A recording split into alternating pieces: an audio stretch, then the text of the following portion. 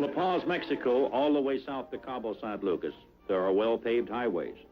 But as the fellow says, there's even more to see when you get off the beaten track. This back country is a little rough in places, but with a vehicle like this Scout 2 under you, well, driving through it is a memorable experience. I'm on my way to the famous Rancho Buena Vista to rendezvous with an old fishing pal of mine, Big John Laughlin, manager of the Hidden Valley Ranch of Riverside, California. Haven't seen Big John in a long time. We're going after dolphin. And brother, if there's one place where Mr. Mahi-Mahi abounds big and tough, it's along this portion of Baja California's Sea of Cortez. We'll be using a big 45-footer the Rancho brought down from La Paz, especially for Big John and I. Certainly more than adequate for today's dolphin expedition. Well, everyone seems pretty well set, including the pelicans, who are always on hand when there's a boat around. Another reason why I always enjoy my angling jaunts to Rancho Buena Vista is that you never need go out very far to take the fish of your choice. Big John wastes no time in getting in his chair. He knows it won't be long. In fact, everyone is getting ready for the action that most surely will follow. Bait and tackle are a matter of preference. We're sort of prepared for anything, since we're using Daiwa's 4.0s and the lighter 6,000s. Our offerings consist of both artificial spoons and mullet.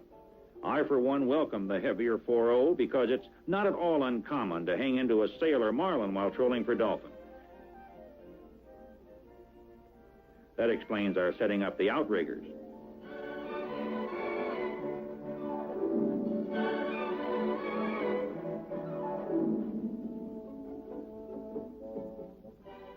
The baits ride the surface.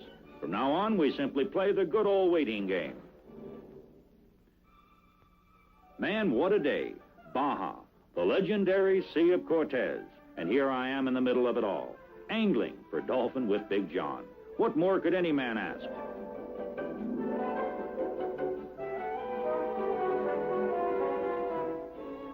Uh-oh, there it is, a smashing strike. Set that hook, John, and then start pumping and reeling. You've got yourself tied into one of the real acrobats of the seven seas, the dolphin. He'll take to the air almost as much as a big billfish.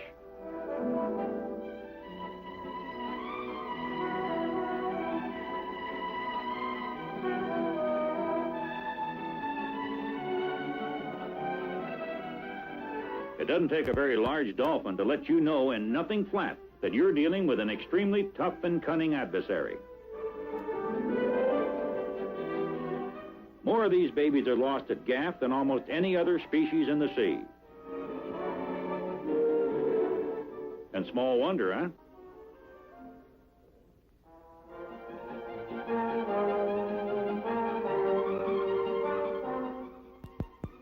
Oh, but this one did not get away. How about that, huh? Not more than a mile from shore. And we've already got one nice dolphin on board.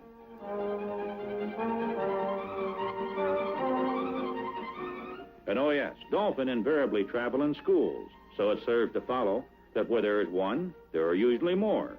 So we waste no time in getting those baited lines back in the water. If my guess is correct, we're not going to have much time to relax before mayhem breaks loose again. Say real quick before we get back to the film, I'm Alan Warren. I'm the guy trying to preserve and share these old outdoor TV classics. And I want to ask you something simple. I want to hear from you, as in actually hear from you. If these old shows bring back memories, a person, a place, or just a time in your life that still means something, I hope that you'll call and tell me. There are so many old shows and films that deserve to be remembered, and hearing from you helps keep me encouraged. It does. Would you give me a call? My 24-hour voicemail line is 210-452-7227. Again, that's 210-452-7227. You can call me anytime and tell me what these old shows mean to you. All right, let's get back to today's film.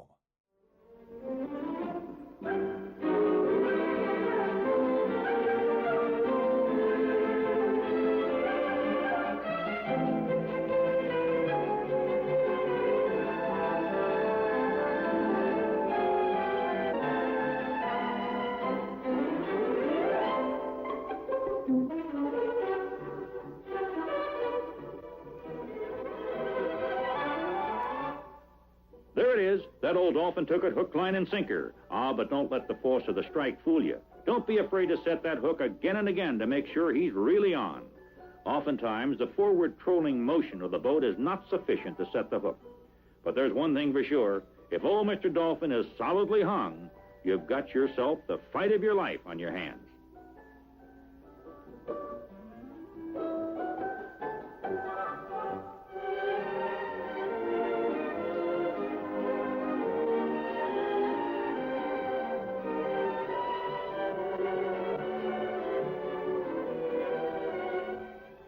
And like we said before, when the king gets up near the boat, that's when he really becomes a candidate of the Ones That Got Away Club.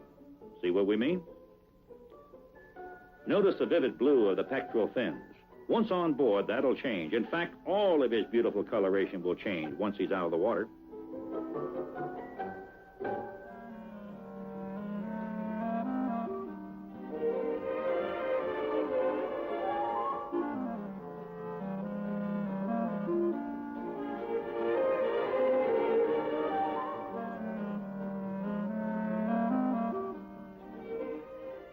The greatest of care is exercised in the landing of these fish.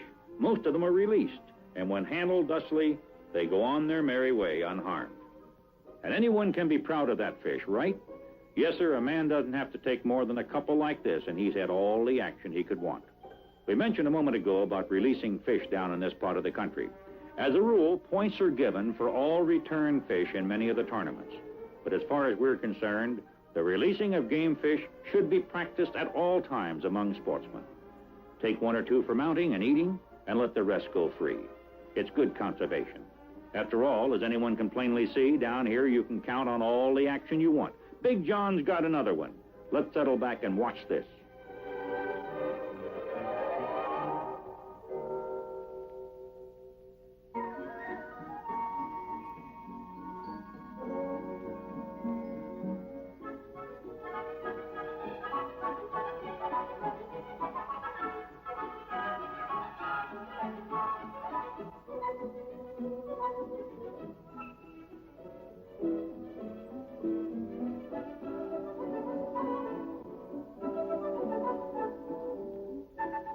Finally, after what seems an eternity, the fish is on board, and what a beauty he is, too.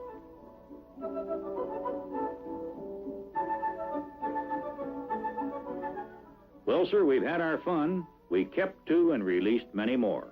It's time to head for home, our home away from home, that is, where we'll undoubtedly sleep well tonight.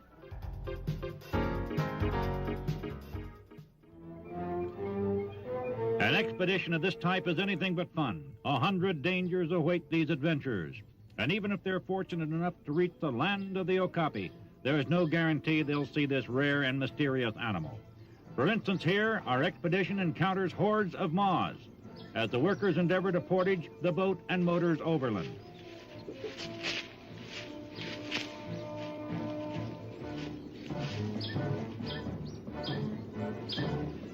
With tree limbs for carrying poles and native pygmies to help with the carrying, the unusual portage begins.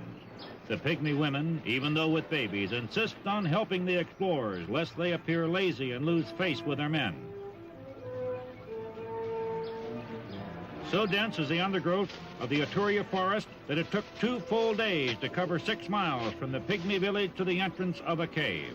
This cave, according to the natives, would take the group to the base of a waterfall, at the top of which was a river that would lead them to the land of the Okapi. With all the manpower, it was a tough job getting the boat and equipment up to even the mouth of the cave. And at this point, speculation hazarded that getting all this paraphernalia to the cave would be even tougher.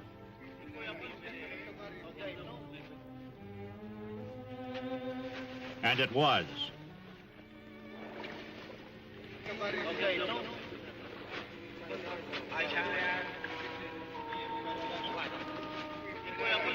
Even though the beam of the boat was only 6 feet wide, it was extremely difficult to squeeze it through some of the small passageways in the cave.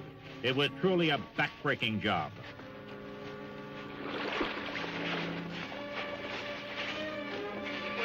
2 members of the expedition scouted ahead in an effort to locate a larger corridor to make the going easier.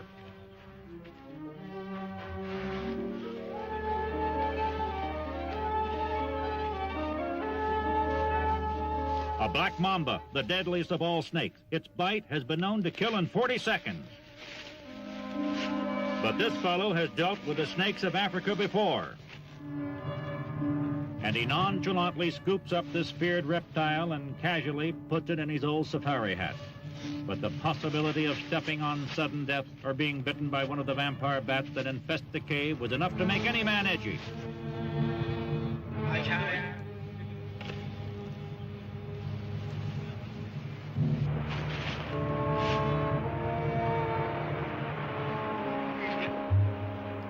Leaving the main chamber, our party continues along the narrow, winding passage through the mountain. It's slow going, and all members have long since lost track of time.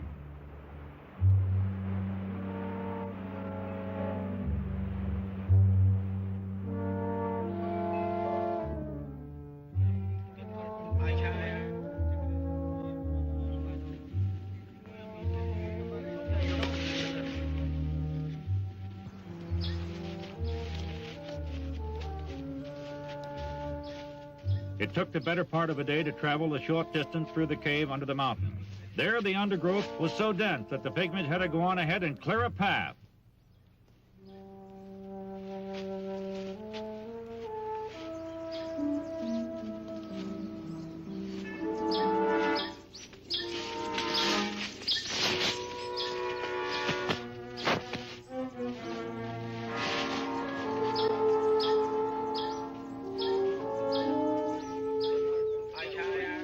It required hours to negotiate the short distance between the opening of the cave to the base of the waterfall.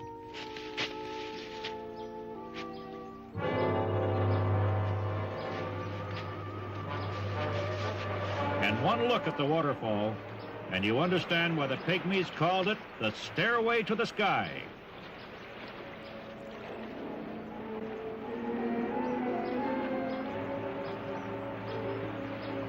And difficult as the job may be to portage this boat up the waterfall, it would still be less difficult than trying to pull it up through the dense undergrowth.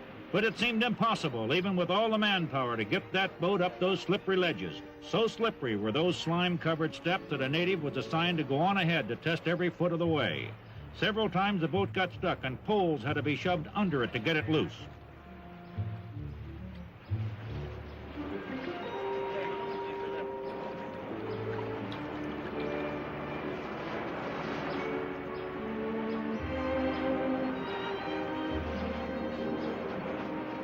Finally, after what seems an eternity, the last ledge is scaled and the boat has reached the top.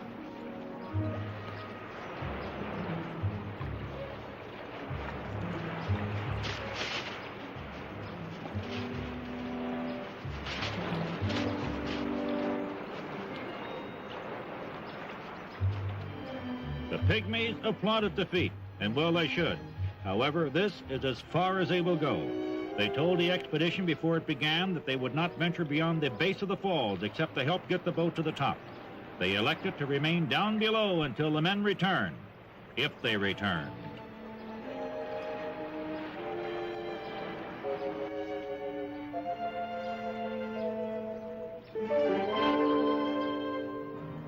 And now there are three men who know not what dangers awaited them. Near the end of the river, the motors are cut, and they begin to pull silently.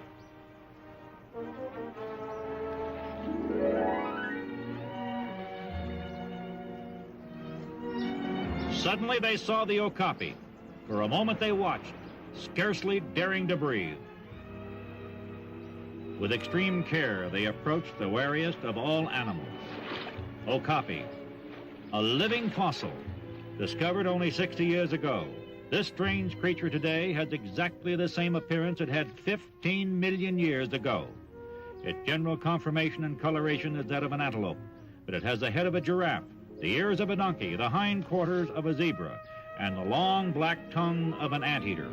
So rare and elusive are these Okapis So few captured that zoos will pay as high as $12,000 each. But our cameraman shot less than 80 feet of film when the Okapi disappeared as suddenly as they appeared.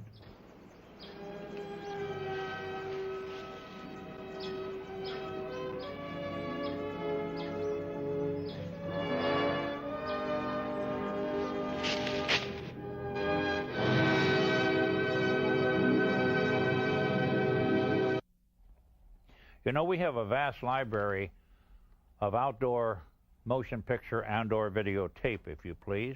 We cover practically every subject of any kind of fishing or hunting in the world. So we're saying now that if you have a question that may appear a bit exotic, like Mr. Quinn did on this last one, don't hesitate to send it in to us, because very likely we have in this vast library of film something that we can use to answer your question. Of course, I won't go into that again. You know what happens if we do answer your question. That's it for now. We hope you enjoyed the program as much as we did bringing it to you. Remember, enjoy our great outdoors, but please, whatever you do, don't leave your good manners at home. Until next time, this is Jim Thomas saying so long, best of luck to you all.